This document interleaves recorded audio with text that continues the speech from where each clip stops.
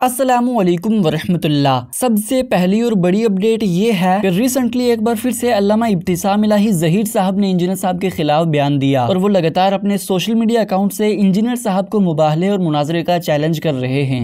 हज़रात गिरामी कदर, हमने गामदी साहब के खिलाफ भी बात की, लेकिन इसलिए अदब के साथ बात की, वो मतानत वाले हैं।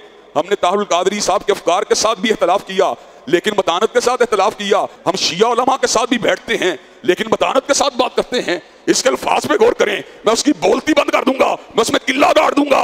मैंने उसकी जनाब फला चीज कर दी, फला चीज कर दी। कम बाबे ने पाया इस बकवास करने वाले को, बेहुदा जुबान बोलने वाले को, जिसे डायलॉग करने की सलाहियत नहीं है और हर एक को तू तकार करके बात करता है। और सामने आ, बेगैरत चूहे चुपा हुआ है, कहता है मुझसे बात नहीं करते, कोई बड़ा सामने ला। और बेगैरत, मैं तुझे क़यामत तक चाली देता हूं, मरकज में आ, तुझसे मुनाजरा करने के लिए तैयार हैं, मुबाहला करने के लिए तैयार हैं। शर्त यह है, लिख के दो, तेरी शिकस्त जो है तेरे फिरके की शिकस्त होगी, और लिख के दे बेगैरत, तेरी शिकस्त इब्लीस की शिकस्त होगी।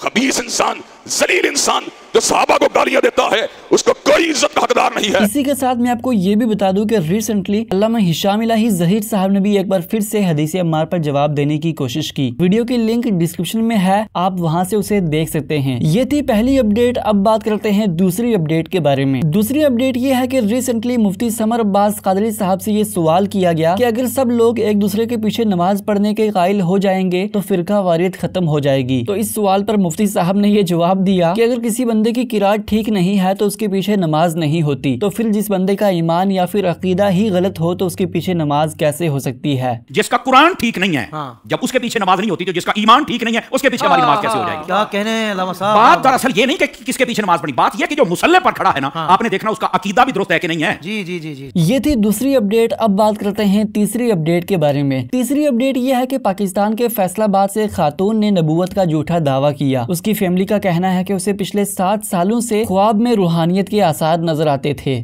आप सब लोगों को अस्सलाम वालेकुम। सबसे पहले अल्लाह ताला के हुक्म से मैं अपनी पहचान आप लोगों को वाज़ेह फरमा दूं। मैं रसूल हूँ। मेरा टाइटल कुरान पाक में जो महफूज है, क़यामत। मैं क़यामत हूँ जिसके लिए तमाम ज़मीन और आसमान पर निशानियाँ पूरी हो गई, वो क़यामत में। मैं हाजिर हूँ जी अपने सच्चे महरम के साथ। मेरा महरम अल्लाह, अल्लाह रब्बुल आलमीन। मेरा नाम है सना अल्लाह।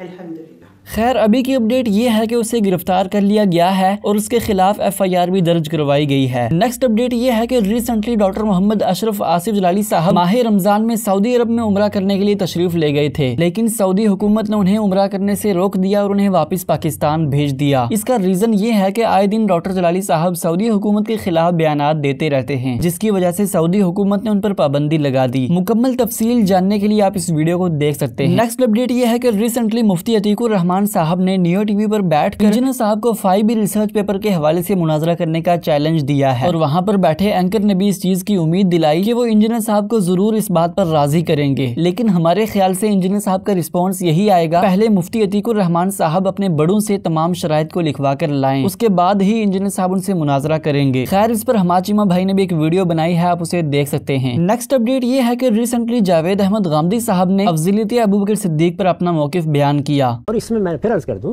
कि लोग जब सीरत को बयान करेंगे तो पैगंबर के सिवा किसी भी शख्स के बारे में दो राय हो सकती हैं।